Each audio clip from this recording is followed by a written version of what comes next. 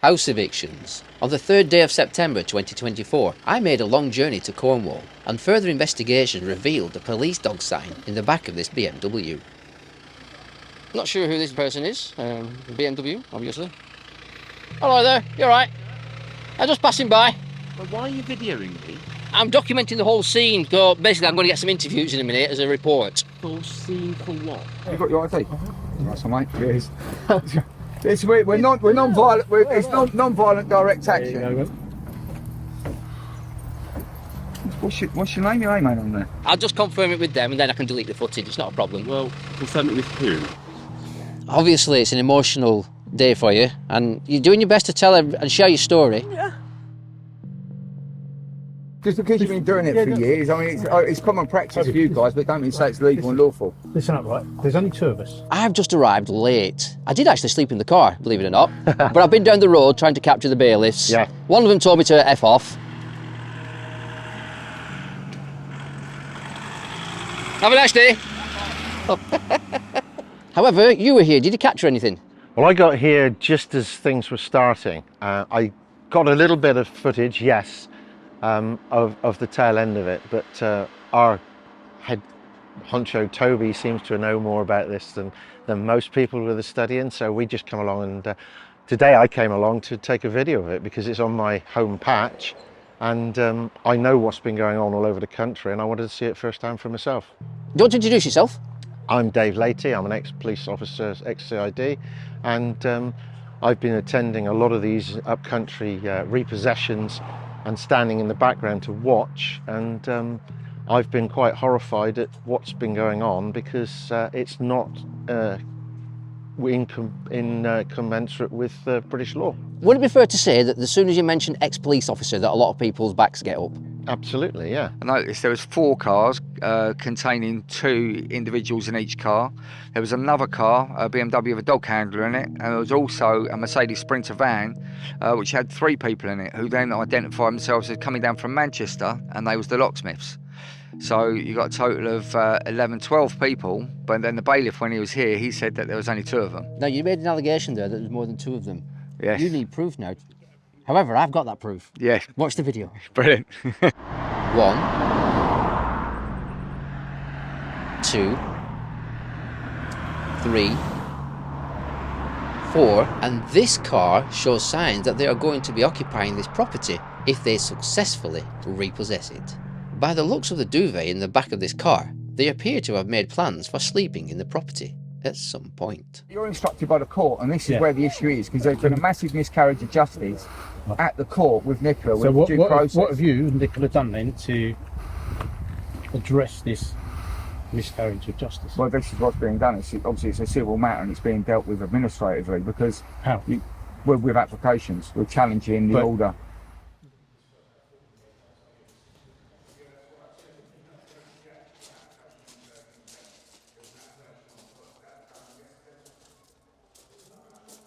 They say evil only ever reveals and presents itself in and from dark places. So that's in the X96, that's not, that's 849. So where's the order for possession or eviction? Because that isn't the correct document. You've done this before. I have, mate, yeah. So you know where it is. It's on the back there, not there. That's a warrant, that's the application. Well, I don't understand. But what we need is the order. No, you don't need the order. We do, it does. Do you want me to show you what we know? Lose the fear, face the darkness of evildoers, and you will one day conquer all evil.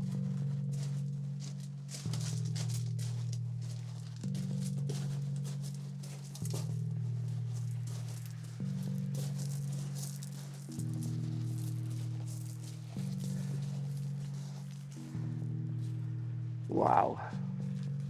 What a view. What about you? What do you think? So why am I here today? I'm here because there's an house eviction taking place in Cornwall. I heard that the bailiffs were just down the road in McDonald's. So bright spark me here decides to travel down to McDonald's and see if I could spot them. And I did. And then I saw them moving off.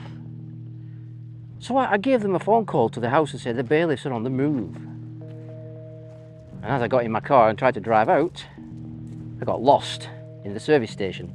Couldn't find the exit. So I didn't arrive in time.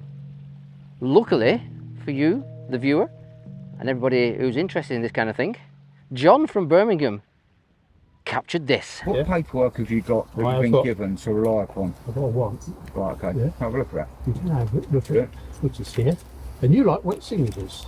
Wet signature from the judge. And you like wet signatures. Wet signature from the judge. This court enforcement officer, so proud and smug, verbally delivered his well-rehearsed statement as you just heard it. Is this the first ever alleged wetting signature from an alleged judge? Or should it be from a magistrate and not what appears to be a district judge? District judges decide innocence or guilt. Magistrates deal with summary offences.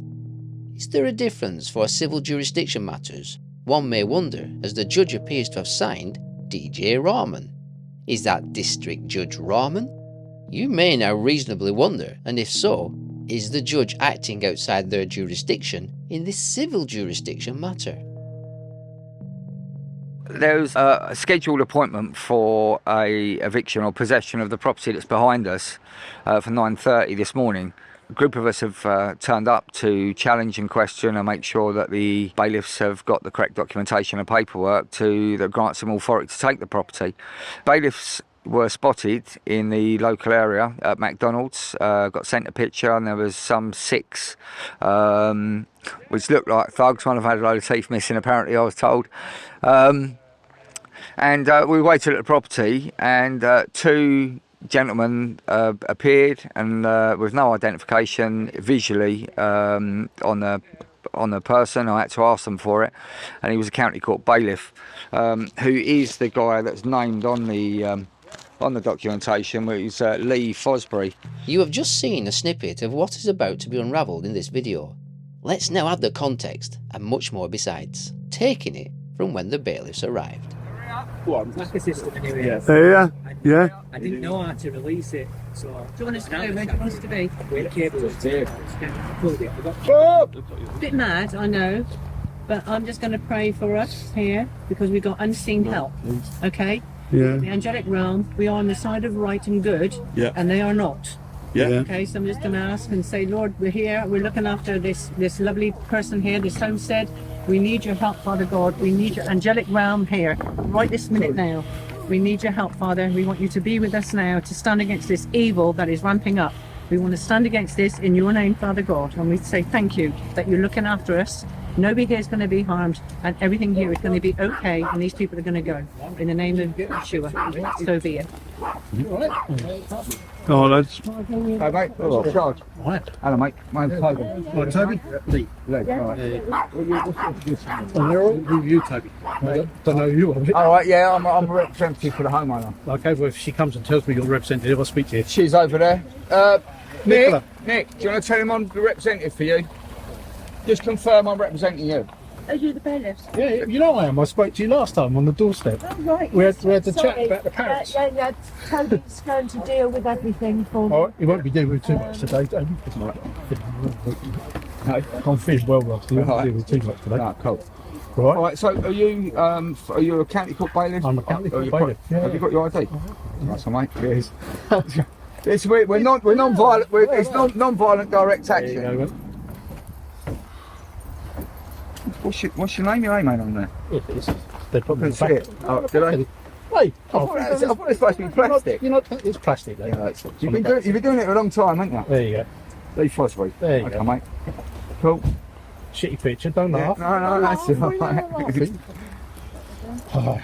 So what's the So the crack is, this is what I don't understand, right? Yeah. Obviously, there's a possession today. right? A repossession, should I say? What Yeah. paperwork have you got that I you've have been got- given to rely upon? I've got a warrant. Right, okay. Yeah. Have a look at that. You can have it, look at Yeah. it, which is here. And you like wet signatures. Wet signature from the judge Right. on the bottom. So that's an EX96, isn't it? Yeah. Why all of a sudden has this paperwork got an alleged legal signature included and purporting to be authenticated by a judge to have been signed and written upon? In all the previous house evictions to date I have attended and recorded over the past year or so, Not once has anybody ever seen the all-elusive wet ink signature on either a warrant or a possession order. One may wonder, why all of a sudden are they now appearing to include the all-elusive wet ink signature?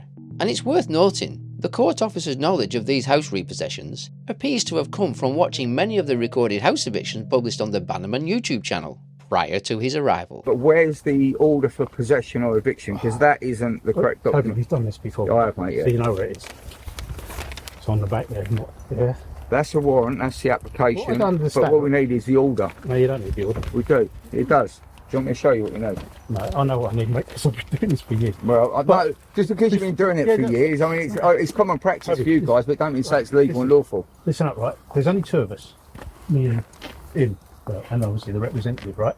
God, you look a bit like Mark Ashley Naylor, didn't you? So, we ain't... Mark Ashley Naylor got thrown out of a window, a bailiff for Wilson and Rowe. He looks a bit like him, doesn't he? Does, yeah. No, doppelganger. So obviously, you know, we ain't... I'm feeling rough today. Right. So we ain't going to try and force It's him that to McDonald's you just eaten, that's why you're feeling rough. I tell you, mate. Where's the other guys? There were 6 of you down there, are there? No, the other guys aren't with us. Oh, right, okay. There's only two bailiffs. Right. All right, so we ain't going to come on here today. So all we do is we'll say, no, it's not feasible today, and we get a no notice one. Right. So we just go back to the judge and get a notice. Well, we'll go back to landmark. But what I don't understand is, yeah, right, this is a mortgage company, yeah? Right, yeah. Right?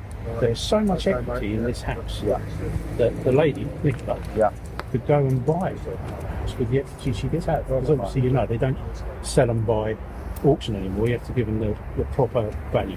Let's go from the state agent. Yeah, so they used to fire sell them off, didn't they? So exactly, yeah. But now there's so much in it. But every time we have to come back, not us, because we just get a wage, and we're the lowest of the low sort of thing.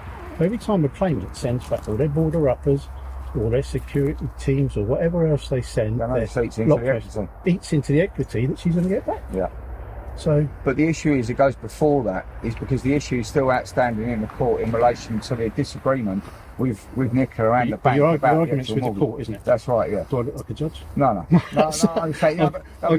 talking about the other, what the knock-on effect is from obviously you going away today. Yeah, the knock-on effect is every time we come back, Nicola's equity goes down. That's right. If Nicola wants to argue that in court, she's had 6 weeks' notice to go in and out. Yeah, but this is the thing, because the dispute is actually with the bank before it even gets to the stage of where you guys come out, or whether the metal shutter people come, or whatever. Whoever gets involved to eat up any of the equity in the property, the issue is actually between Nicola and actually the bank, the lender. That's right. Because there's I'm been not a the bank, am I? I know. Yeah, but you're instructed. Yeah, you're instructed by the court, and this is where the issue is, because there's been a massive miscarriage of justice at the court with Nicola. So with due process. What have you and Nicola done then to address this miscarriage of justice? Well, this is what's being done. Obviously it's a civil matter, and it's being dealt with administratively, because with applications, we're challenging the order. Liberty of Subject 1354. None shall be condemned without due process of law. Item, that no man of what estate or condition that he be shall be put out of land or tenement, nor taken, nor imprisoned, nor disinherited, nor put to death, without being brought in answer by due process of the law. And that applies to civil matters as well as criminal. Nicola's supposed to have 14 days notice. I gave her 6 weeks notice. Yeah, that's right. She hasn't made an application. But she put an application into her King's Bench. There's an application on foot. That was done yesterday. No. It doesn't only print it off. Yeah, no. It doesn't only take It finally submitted Saturday, and it's in King's Bench. Oh, right. So there is application on foot. So they'll be done. So by the time we get this back round again, that should have been dealt with. Well, yeah, exactly. Because due process. Yeah. Due process. All the time there's been dealt with, there's an application in court. Due process has to be followed, and everything has to stop as far as the enforcement side of it, from your point of view. Yeah, but then you're only following orders, so you've just been given a job to come out. And I've not been told that you've made an application. No. And obviously, if you have, it's done. But with or without an application, but it's two of us versus what, 1, 2, 3, 4, 5, 6, exactly. However many you've got here. Yeah. And as you say, I've just had McDonald's put and I'm feeling rough, and I'm not in the mood to roll you about on the floor. No. Well, it wouldn't come to that. No. Because at the end of the day, we know what our rights are and what your rights are, and you're not allowed to use force. You're not allowed to push past us. Without being finicky, you haven't got any rights because it's not your house, but Nicola has. But I understand where yeah, you come from. but obviously, what I would like to do is give you a copy of this and take away. I can't take anything, mate. I'm not allowed to. You know I'm not. No, this is only for your personal benefit, really. Send it into the court, but I won't be taking anything. Right. So the nearest court for here is Bodmin. That document, that warrant that you produced, can I just see it? Because that's interesting to you to say. What you said, that it's got to have a signature from a judge. Now, I've never seen one. Doesn't have to have a signature from the judge. Interesting. If it does not have to have a wetting signature from a judge, then why did the court officer produce what appears to be a signature of a judge? Not sure who this person is. BMW, obviously. Hello there, you alright? I'm just passing by. But why are you videoing me? I'm documenting the whole scene. So basically, I'm going to get some interviews in a minute as a report. Full scene for what? What's been happening today? What's happening today? Oh, do you not know? No. Oh. Phone to somebody. Are you nothing to do with what's happening around the corner? I'm in a lay-by. All right, so you're nothing to do with what's around the corner? I'm in a lay-by, mate, on the phone to somebody. Ah, it's no problem. All right. All right, I'll just confirm it with them and then I can delete the footage. It's not a problem. Well, confirm it with who? I understand it's a public place. Yeah. But yeah, that's just a bit... Yeah. You take care. Yeah, thank you. Cheers for that. Ta. What you see in the rear window of this BMW is a sign saying police dog. And make of his apparent denial and reasons for being there, that of which you will. A lot of people fear the bailiffs, don't they? And recently, over the past few months, I've actually video documented quite a few. And I see a pattern. It seems to be dodgy paperwork. Yep. I don't know what your views on that are. Well, because of the firm that's involved in this, the solicitor firm, Womble Bonds and Dickinson, and their involvement with the post office and all the corruption there, I really didn't know what to expect. And I saw a document today that I have never ever thought existed. I've actually got a signed, well, I don't quite know what it is, by a judge. This is the document. It's got a signature on it. Yeah. It's got a stamp on it. Yep. But it's very odd how it all seems to be like pixelated between the writing and the stamp and the crown. Yeah. Almost like it's been amateurly put together. But I'm not suggesting for 1 minute that's an illegal document. No. People can make their own minds up. Well, when the bailiff served me, I don't know when he served me, he said because of what's gone on, and the judge, after refusing my appeal, had then allowed me time to present an appeal for potential rehearing. He said, I didn't give you the 14 days that we normally give. We extended it further to cover that. He did. He's not allowed to do that. He's actually used documents from, I don't know where he got it. You know, are they on Simply documents? Are they printing them off format? What are they doing? Photocopy? I don't know. Right, so it's important to know that people watching this to have an open mind. Because Correct. I myself, I've spoke to a lot of police officers, even in this modern system. And I find some of them are actually genuine. Absolutely. But they're struggling in the system and they're leaving. They're leaving the system. The older boys are leaving the system. They had a system a few years back where everybody at 50 could retire early. And the reason they retired early because they had had enough. And I was only talking to somebody yesterday and I said, all my colleagues of my age, they knew how many days they had left in service because they couldn't wait to get out because they could see the changes drastically. And from an outsider, I've come along now as a neutral person and I'm reporting neutrally, like a police officer should and always did. You took a neutral stance on the thing and you upheld the law. I am here to see what's going on, and the guys that here are totally upholding the law, but when we see the bailiffs coming in, they are certainly not upholding the law, and the police officers are going against police policy and government policy. There's a parliamentary policy, and I've got a copy of it here, SN 1034 I think it is, where the parliamentary policy is dictating to the police what they can and can't do at repossession situations. And all of the police forces have copied and pasted that into their policy for attending with bailiffs, or they used to be called bailiffs, they're now enforcement officers. And I see time and time again where they're not trained or not informed of this, the police officers, which is putting them in a very awkward position. I circulated a letter, a report about it 4 or 5 years ago, in fact before lockdown, And that went to a senior police crime commissioner who was circulating it to chief constables, but I don't know what happened about it. But basically I had witnessed and videoed police officers assisting bailiffs to smash a door in and grab people from inside a house and pull them out. Now those police officers were armed, and the offences they were committing were as long as your arm. It was offences of trespassing with a firearm, aggravated burglary, and this is police officers. At one of the scenes I did, there was a lady sergeant there, and I went up to her afterwards, because I stayed neutral. I went up to her afterwards and I said, I have a copy of the policy from Parliament about what you can and can't do at these. And she said, we don't know about that. And we're told to do it by the hierarchy, and we are threatened. And she burst into tears. This is a police sergeant on scene with 4 of her officers with her, and she was in tears. And this was in Bournemouth. And 2019, she burst into tears simply because she was between a rock and a hard place. She said, I know what I'm doing is wrong, but I'm made to do it, or I get told you can go.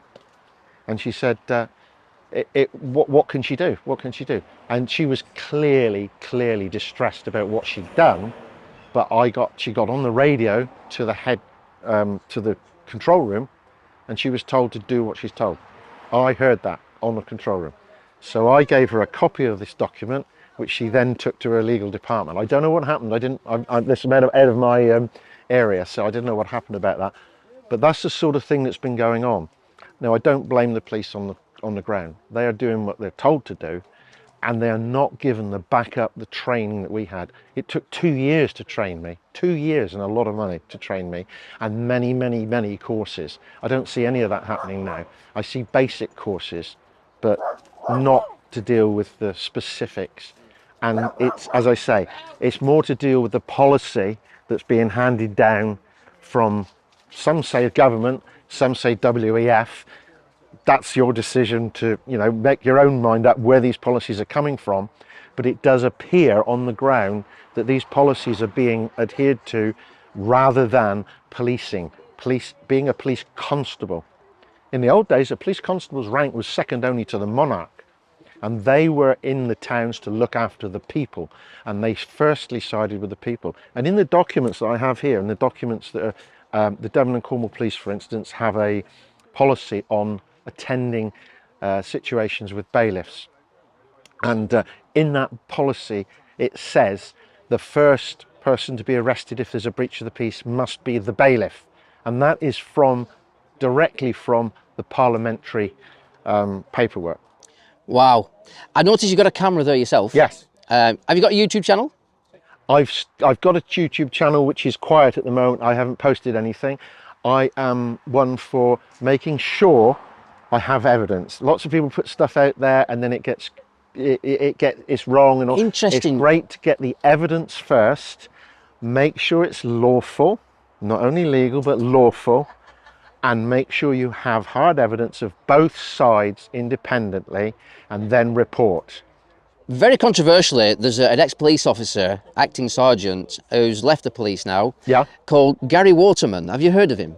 I know Gary Waterman. Can I just point something out? A lot of people are saying that he can't be trusted. However, some people do trust him. Yeah. I have an open mind. Yes. And I struggle seeing some of the evidence he's claiming to present. But you've mentioned there presenting evidence before making allegations. Yes. Do you think he's doing himself any favours by the way he's going? I don't know if you've seen any of his videos. A lot of what he says is correct. A lot of what he says is correct. I was asked to go on a show on a panel with him, but I declined because I'm not entirely sure that his delivery, shall we say the delivery, is not as I would deliver it. I would make sure of my facts first, and I would present the evidence and have a discussion. To me, personally, it seems a little bit shouty, and it seems and that tends to make the public feel a little bit on the back foot, and they think, well, they can't make their mind up. You have to be calm, you have to be evidential, and you have to be completely non-biased and neutral in this game, and you have to report on what is happening, not what you think is happening, but what you can prove is happening. Yeah, because a lot of things are happening that we can't always prove. Correct. But later down the line it can be proved. Yes. So I based on 2 different things. I will give that forward as information and say, here's some information, can anybody confirm this? And if it's confirmed, I will check that out until I get the evidence.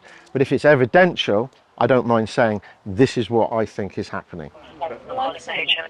Contact center, you're speaking to Surveyor. Can I take your claim number, please? It's Womblebond Dickinson, yeah, in relation to claim number Kilo 00 Bravo Juliet 268, property address, Red. The first line of your address and the postcode, please. Yeah, the address is Red Tie Farm, Lanivet, Bodmin, Cornwall, Papa Lima 305 Juliet Alpha. And who was your client, please? The name of the property is Nicola Jane Sinclair. And can you confirm your firm's address, please? Firm's address? Yeah. Ballard House, West Hoe Road, Plymouth. And your postcode, sorry?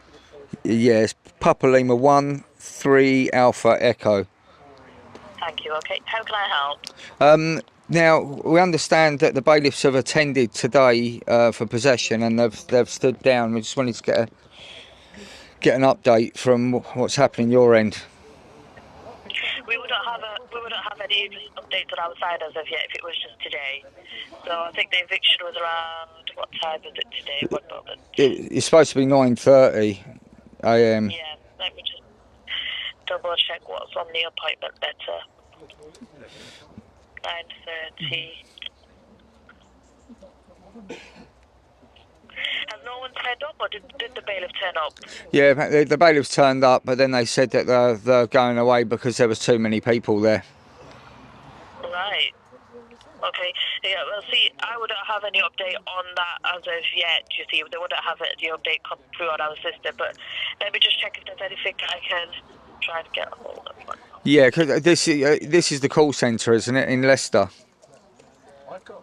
Yes. Yeah. Would you be able to contact the court directly, Bodmin? Try one moment. Lovely. Lovely, thank you. How are you aware that the bailiff turned up and this is why they didn't do anything, that there was too many people? This is what one of my colleagues has said.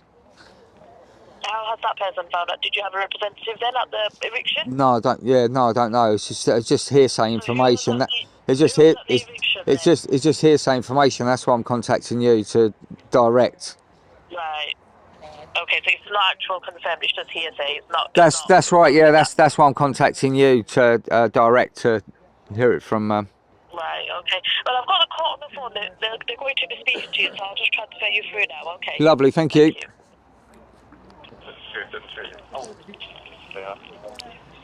Hello. Hello. Hello there. Sorry, you're very quiet. I don't know if you can turn the volume up a little bit. No, I can hear you very loudly. I'll speak as clearly as I can. You're actually through to the Truro court. This is a Bodmin warrant. So I'm not quite sure. The call centre have put this call through to us. What were you seeking to find out? Sorry. Sorry, where am I through to? Truro court. You're through to Truro court. Right. Yeah. Bodmin, Okay.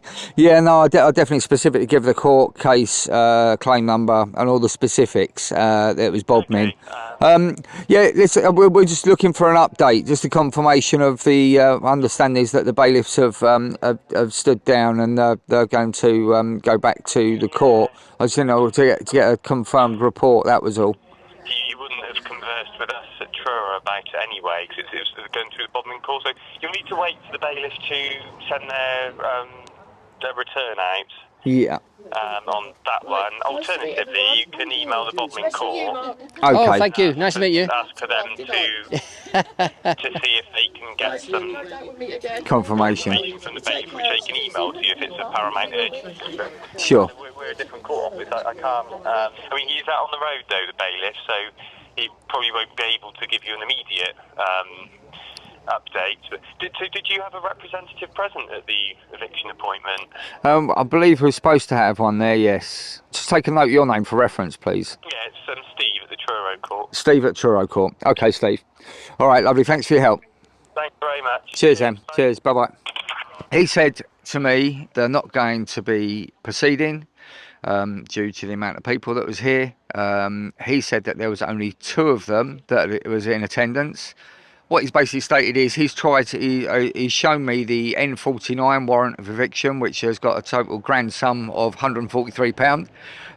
It did have he's trying to be a little bit smart, saying that I know what you lot are like. You like to see a wet ink signature, and it did have a name of a judge, DJ Rahman, and a signature.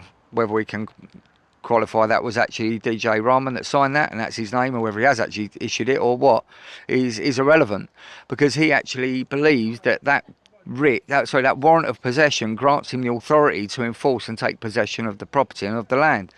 And as anyone that's probably watching this and seen any of your previous videos, that is not the case. There needs to be an order, a signed order from the court, with a raised embossed seal, to prevent, to identify, to make sure there's no forgeries.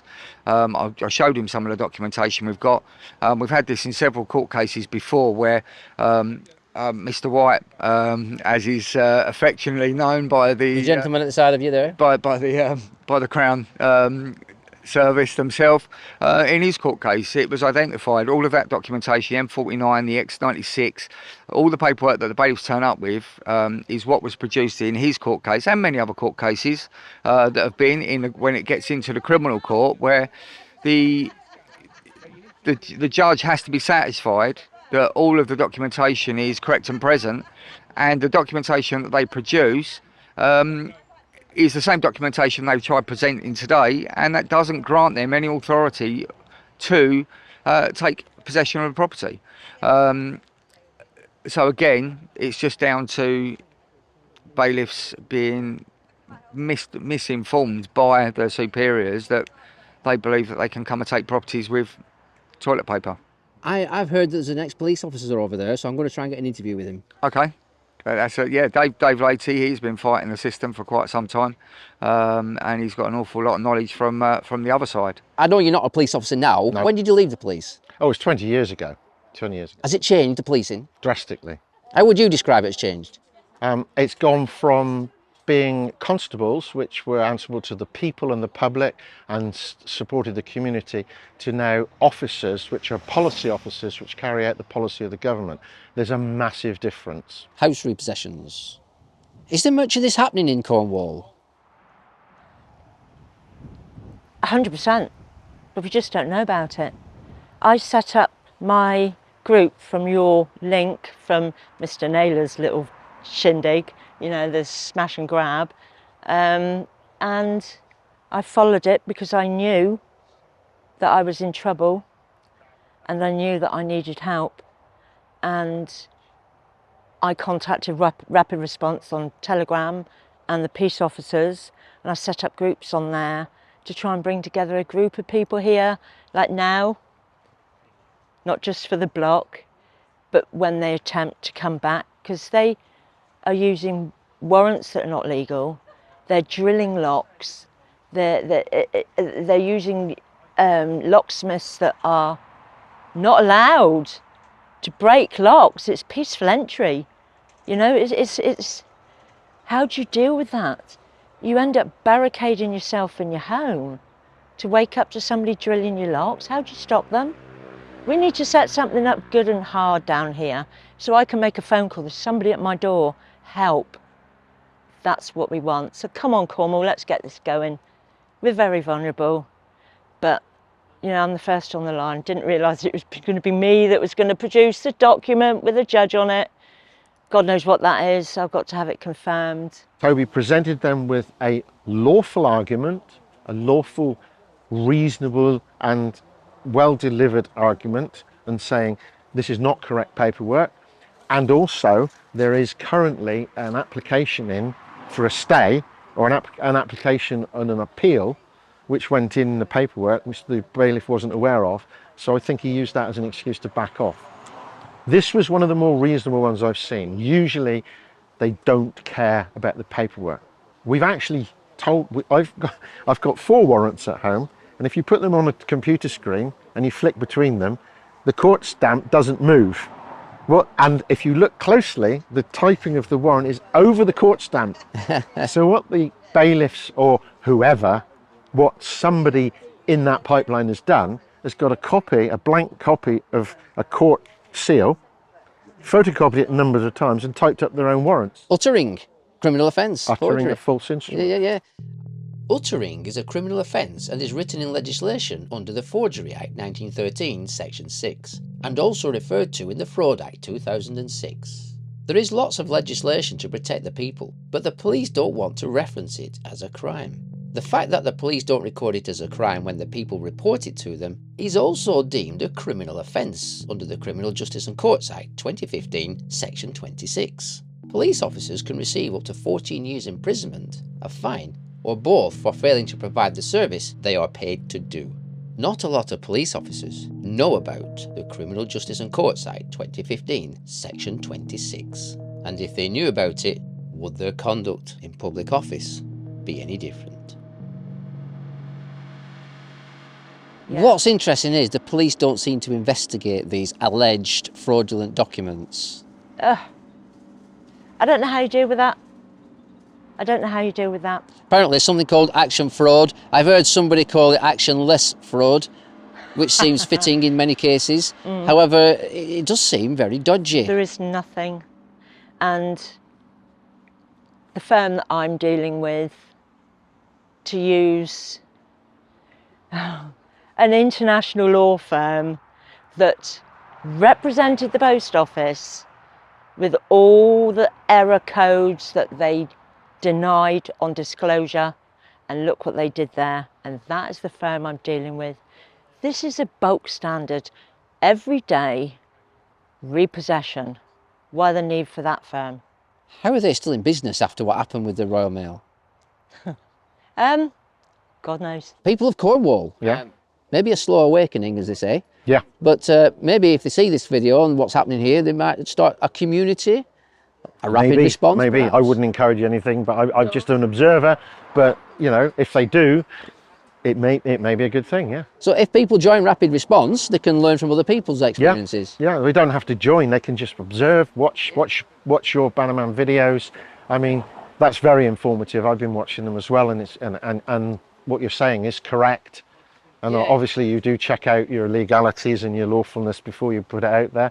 And what you're saying is correct. You've got to be careful these days, because Absolutely. now they're actually arresting people for sharing posts, inciting, and encouraging people to commit violence. Oh yes, well this is what I said at the answer. beginning. I wouldn't encourage any violence. It's a peaceful attendance to make sure that the law is being upheld.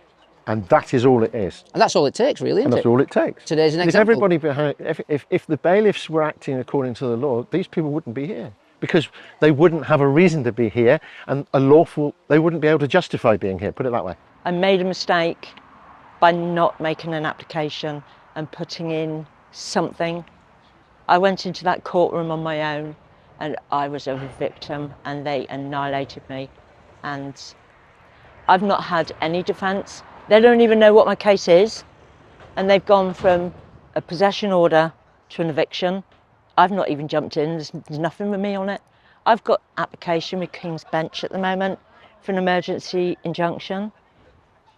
The paperwork filing system is rubbish. So today, the eviction was thwarted by the people and yourself. Yeah, brilliant. I'm assuming at some point in the future they may come back. May not. They will be back. Unfortunately, I'm going to be the guinea pig for Cornwall, because Devon, I'm not aware of any this sort of attendance and blocks. When you say block, what does it actually mean, that? Well, people just stand here and check the bailiffs have got the right paperwork, to make sure that they are acting correctly according to the laws, legislation that surround all this, to make sure that they are not overstepping their guides. And basically, if they continue, stop it. Just like the Royal Mail scandal, eventually it came out, many years after it started. Yeah. Many people suffered. Yeah. Same with mortgages. Many people are going to suffer before it really gets well known. I like learning information. Yep. Mine's like a sponge. Yeah. But it does fill up and empty really quick. I don't know why. You don't Probably want my to old be in, age. you don't want to be in here. All right, yeah. But a lot of people will take from this what you've said today. Yes. And I'm pretty sure a lot of people would have a lot of questions for you. There's loads of Have you actually been interviewed by other people? I was interviewed. I recently put up for MP elections down in West Cornwall. I didn't get in, but it gave me a platform, and it sort of. Did you get interviewed? Yes, Yeah. I got interviewed by Richard Vobes, Okay. Shelley Tasker, and UK Column, yeah, and they all wanted to interview me again. I had to be politically correct in those situations because it was up for election, but I can be a little less, not politically correct, but a little bit more informative on each subject now, because then it was condensed into a time frame. Now, I mean, I'm open to interviews. I think you have to be tactical sometimes with the information, because exactly. too much information all at once can put people off straight away. If anybody thinks, because I've had on these groups, well, what do you expect if you don't pay your mortgage? I was. They created this, they created my arrears by not implementing what my contract allows, and that's protection if you get into difficulties, a vulnerable person, woman, you know, that situation. I think you're focusing on something really important there, because there's a reason why anybody would be in arrears if they are in arrears, and then there's the dodgy looking paperwork that they use. And my main focus is on the paperwork and the system that they use to take people's homes away from them, with paperwork that looks like it's been just created in Photoshop. It looks like that. If it looks like a duck, quacks like a duck, maybe it could be a duck. And that's what I'm focusing on. So anybody who wants to pass comment and judgment on people not paying the mortgages, it's not always about that. There's a bigger picture. They don't know. With me, I was paying it. I didn't do anything wrong until the government came along and said, lockdown. So I've been through this before, and I sorted that out, and I've been clean payment from 2016, and I've just been put into arrears when I've had no help under my mortgage, and they've just ignored it all. And they instructed this law firm, and it's like, well, we don't have the rights, this, that and the other. We'll get big boys in, we'll create those rights, and that's what's happened. Well, I've had to talk to David Leahy today, ex-police officer, and Tobe, and all I can say is, from my own experience, I'm learning a lot as I go on, and I like to think that the questions I ask is to help other people see the bigger picture. When I get it wrong, I expect to be told. Yeah. And quite often I will change my opinions, but I need to see a difference, especially in this dodgy looking paperwork. It's a joke. I mean, I have never, all the rapid response, all the eviction blocks, all the recaps, using these documents, there has never been a judge's name on the document. Well, hey ho, Cornwall, we got a judge's name. I just don't know where to go from that. And we got a signature, because he was so proud of it. It seems to be in the wrong place. The stamp seems to be in a different place. Oh, the original notice eviction. Didn't even have a stamp and a name or anything. No, nothing. Odd. Very odd. So, you know, I don't know.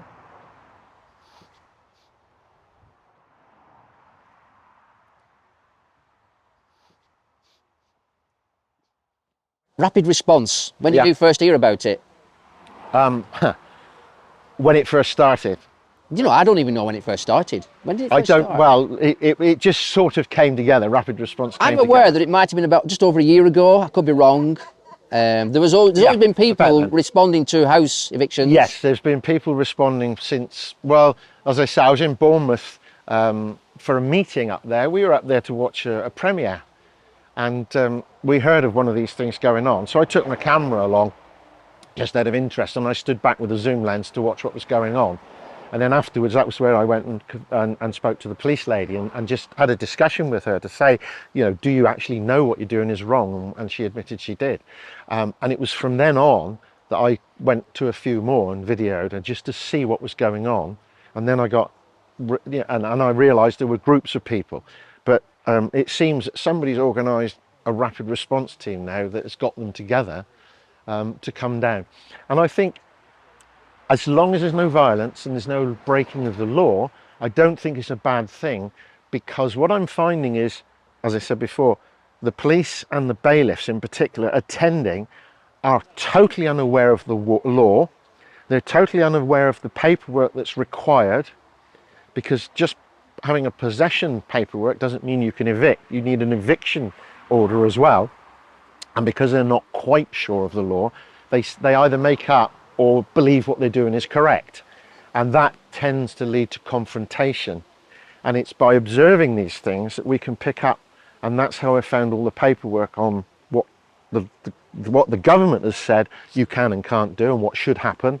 And also I found out what's happening in the courts. And what's happening in the courts is quite atrocious.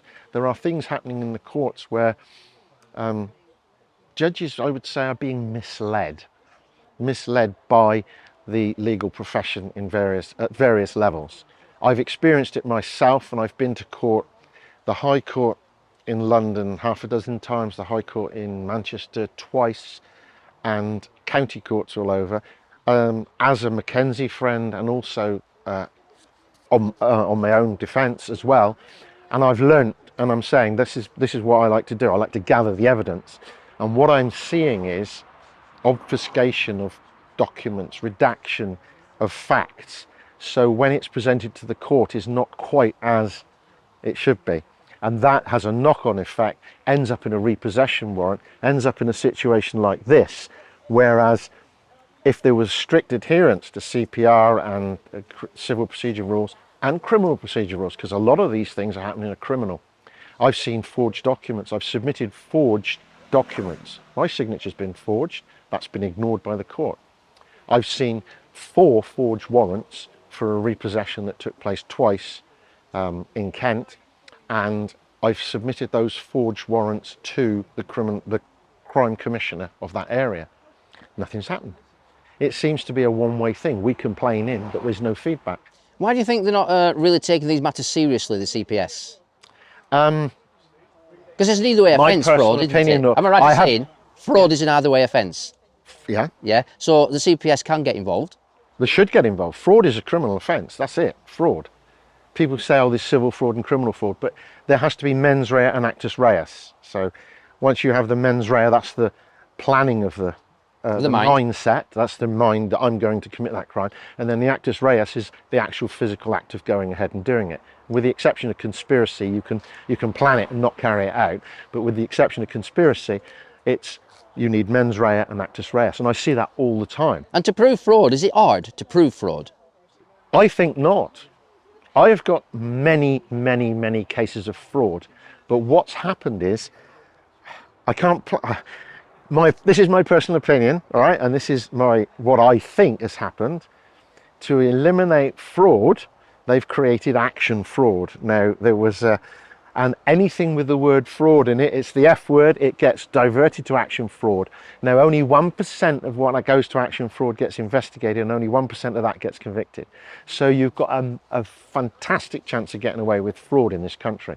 And I think it's got out of hand, and the police have a duty to record. If I go to a police station and report fraud, and they divert me to action fraud, I can insist they make a crime of it.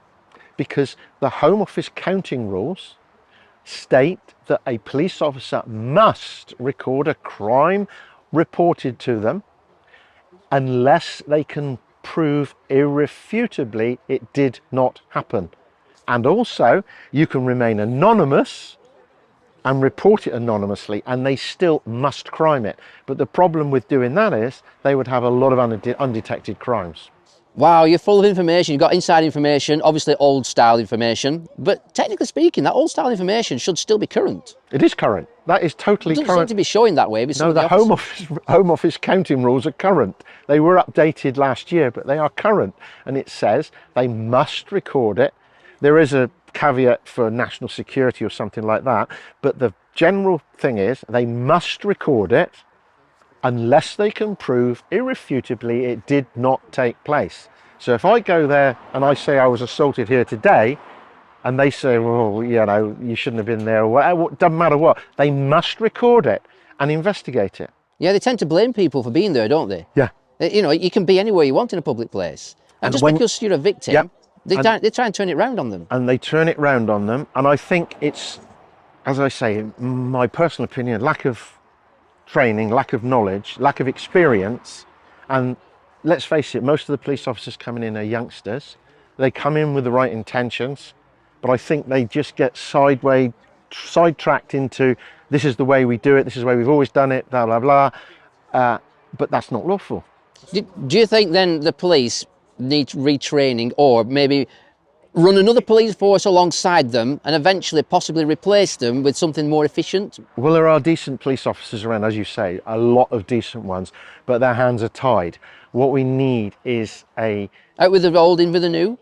Not necessarily a new police force, but they need to start from the top down, that the police are there to serve the public and are paid for the public. They're public servants, and they need to uphold the law, and then they need decent training in the law. And the law that they're trained in, it's like everything else, is like school. There's things that you're taught at school you're never going to use in life. I mean, if you want Pythagoras theory, you use a computer now, things like that. So the police need to have training on this sort of situation according to Home Office guidelines and parliamentary papers on the subject, where the Parliament has decided what should and shouldn't happen, and the courts, and there's stated cases. I mean, it's not Parliament that makes the law, it's the courts that make the law. Parliament suggests it, courts make it, judges make it, but it's all the same. And if you look at the stated cases, you've got lists of stated cases, and I would say I haven't witnessed one of these repossessions where the law has been upheld properly. Anybody who owns a property, it's not safe. And the sooner they realise that and start reaching out and helping people, like the wonderful people that came today, all over the country, yourself, come down. They don't know me from Adam. They don't know who I am. And the Kent guys, well, I call them Kent Resistance. It's the Kent Renegade. Awesome. Trevor Meelam, Toby, Bob. They make the difference. And Laura, you know, all people that have helped me keep my feet on the ground, have done it's enabled me to get to here. Now we've got to set up something to protect us guys, because they've got their eviction, they've got the documents, they've got to start a judge's name. We need to set up groups for here. We need people to come forward and do this now. Nobody's safe. If you own a house, you're not safe. Well, if you live in Cornwall, this is a good place to start if you think there's something wrong with your mortgages. Yeah. Ask questions. Yeah. Well, the thing is, the majority of people, they go to work, they come home. A 9-to-5 job could not sit and do the research that's needed. I've been on this since 2012, and the original company tried eviction, and the whole of my life has gone into this. It's affected family.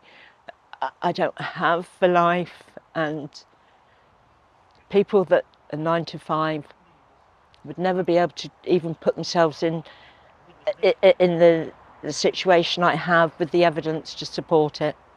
Get out there. Justice is not in the courts. It's not in our name. The only thing we can do is stop them, and that is the only thing. So come on guys, please come forward. We're going to be setting up groups down here. Show us that you're going to help us, because numbers are key. Because I'm now, in a situation where I don't know what's going on, because I don't know what these documents are. They've not been seen in any of these repros before, ever. I just need to know what it means, how I move forwards. I need to get onto the King's Bench to see what the injunction's doing, and I've got to get my case in court, because they've gained an eviction notice and I've not even had a say in this. No due process. What are your court matters, if you don't mind? There's no secret about it, and I mean, libel and slander is only if it didn't happen, it isn't true. So if it's true, you can say it, okay? It's not sub judice at the some of the stuff would be sub judice, so I can't say that, But what I will say is, in 2013, I approached Lloyds Bank for a loan to build 2 properties in phase 1 and 2 properties in phase 2 on land that we had, because we had a defective house and we had to knock it down, and it was for my retirement. And they said categorically no, they didn't do those loans, they wouldn't loan me, and I didn't earn enough money to pay the loan whilst we were waiting to sell the properties. So I forgot about it with them, and I got funding with a subprime lender. A year later, I get a phone call from the bank to come in and say, we'd like to review your current account to save you money. Well, this is 22 years and I've never had that. So we go into the bank, my wife and I, and they said, oh, we can't save you any money. I said, why am I here then? Oh, what about your loan? Do you want a loan for this property? And I said, you can't do it, you've already told me that. Oh, we've changed the rules now. I can give you a manager down the corridor who can give you this loan. Anyway, cut a long story short, she insisted that we had a builder partnership and that we got a builder on board. And we put it out to tender. The builder that had demolished the house, or his crew that had demolished the house the year previously, gave a decent tender, so we engaged him. And there were terms and conditions of releasing funds in stage payments according to the build stages. The bank manager failed to check anything, released all the money, didn't see any of the receipts. It turns out they were forged. Some of the money was stolen, the property, the materials were hived off to his address, etc. He ended up going to court, Crown Court, got a 6-month suspended prison sentence for defrauding Lloyds Bank. Lloyds Bank refused to accept that, did not put in a claim for compensation with him, and instead have come after me for the last 9 years to repay the money that he stole, and compound interest, which is now running in the 600,000. Wow. And we've been running in and out of court after that. And the court is not really interested in the fact that he stole it. He's not been joined in the matter at all. It's down to me. I made an offer because obviously the loan, part of it paid off the original mortgage, so I offered to give them that and then help them with my skills as a DC to recoup the money through the Proceeds of Crime Act 2002, for which the police had already put a freeze on this guy's various properties. Yeah, they ignored that. This guy sold the properties, moved his money out of the country, and left me holding the baby. So naturally, what would you do in that position? Would you fight or would you fold? Well, I think you would fight. Right, exactly. Yeah. A lot of people give in though, don't they? Because it's very hard to do. I've had, at that time, I had 4 teenagers living in a holiday caravan, ice on the windows throughout the winter. My wife was under the doctor. 3 children had to have, shall we say, counselling. 2 of them didn't do very well in their exams at all, and we're still suffering 9 years later. And now the bank wants to take me back to court to recoup that, plus all the court costs, because a negligent manager, and I say criminally negligent manager, and I'm very careful with my words, allowed the builder to steal the funds. And guess what? In court only a few weeks ago, I first learned that this bank manager had been managing the builder's company accounts for 2 years, and he introduced us to them, which is why the bank called me in the first place. Wow. Is that not a conspiracy? It absolutely sounds like one. It sounds like one. That's why I say, is like a chicken, it sounds like a chicken, it's a chicken. I'm not saying it is, I'm saying, is it? I'm asking the question, is it a conspiracy? Is it criminal? And is it a criminal pursuit of unjust enrichment by Lloyds Bank? Well, no doubt you'll get to the end of that journey. I presented this to Lloyds Bank annual general meeting in 2021, and they promised to investigate this and a number of other criminal offences that I handed to them. The investigation did not take place. I ended up with a leaflet on how to make a complaint to the Ombudsman. You're not at the end of this journey yet, are you? I've just started. Yeah. Okay, yeah. So no doubt in the future you'll be able to tell this story, a bit like Absolutely. The scandals with the Royal Mail. Oh yeah, we can revisit this and see how it goes. But the problem is, with the court system, you're only allowed to do certain things according to the rules of CPR, Civil Procedure rules. And if you fall foul of them as a litigant in person, which I have by accident because I was being treated for cancer. I had life-threatening cancer in the last 18 months. I had a kidney removed, and I've been on many treatments since. And whilst I was having the treatments, I missed complying with one of the orders just to get some documents in. And because of that, I now stand to lose my building plots, my life's work, everything I've ever worked for, just because the court wouldn't adjourn because I was in the doctor's surgery on the day of the court. And of course I missed something, and I accidentally missed a document, and because of a documentary procedure, it doesn't sound right to me that somebody who has been convicted of stealing the money, I have to repay, and I lose everything because I didn't do a procedure further down the line that I should have done. Yeah. It's crazy. And it goes to show that you know, the people at the top have no boundaries. Ex-police officer yourself, current serving police officers, this can happen to them as well. It will happen to them because the WEF says you'll have nothing and we'll be happy. And I know how they're going to do it because I've been talking to somebody who actually worked within the WEF. Obviously, people came from around the country. What would you like to say to the people who came? Thank you. You actually made an absolute difference mentally, physically by attending. And we need more people. We need to be more protected in Cornwall. There is a lot of people in trouble, whether they realise it or not. It's not about mortgages. It's about taking those houses, those farms. So many people have lost their homes, their farms, their businesses, with no mortgages. I think this is going to get a lot worse as people are finding financial hardship even worse, and I think that's going to get worse in the next budget. I don't know. But what I would say is stay lawful, present your case peacefully and coherently and sensibly, having done the research. But there is plenty of us out there who you can communicate with.